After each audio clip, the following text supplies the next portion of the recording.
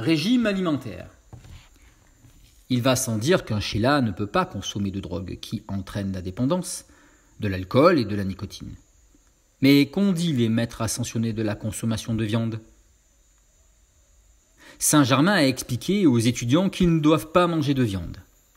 Il y a une raison déterminante pour laquelle les êtres humains ne doivent pas manger de viande.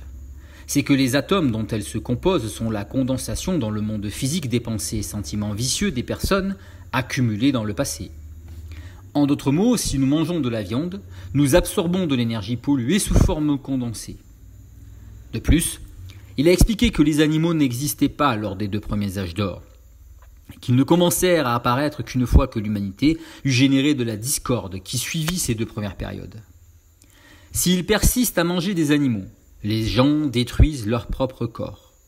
L'amour de l'humanité pour les animaux domestiques élève et purifie certaines de ces créations du passé. Lorsque les humains seront plus harmonieux et plus purs, tous les animaux disparaîtront de la terre. L'animal a un corps émotionnel, et la vibration de peur qu'il enregistre avant et au moment de la mort qualifie la viande. Ensuite, le corps émotionnel de l'humain qui la mange absorbe à son tour cette vibration. Ce processus provoque également la condensation d'une certaine substance dans le cerveau qui engourdit l'intellect et empêche les fines impulsions de la présence ayam d'y affluer.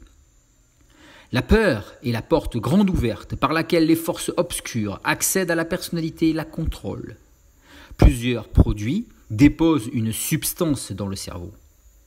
Ce sont, par ordre d'importance, la drogue, l'alcool, la viande, le tabac, l'excès de sucre et de sel et le café fort. Il n'est pas nécessaire de manger de la viande pour acquérir de la force. L'éléphant, l'une des créatures terrestres les plus fortes, est végétarien. Les audios ne remplacent pas les écrits qui contiennent les radiations et les qualités des maîtres d'amour. Le but étant de faire connaître à des non-étudiants l'enseignement ayam. Ce livre est dédié avec le plus profond amour éternel et avec toute notre gratitude au bien-aimé maître ascensionné Saint Germain, Jésus, Nada, au grand divin directeur, à la grande fraternité blanche, à la fraternité du royal Téton, à la fraternité du mont Shasta, aux grands êtres de Vénus et aux autres maîtres ascensionnés qui, avec amour, nous ont dispensé une aide illimitée.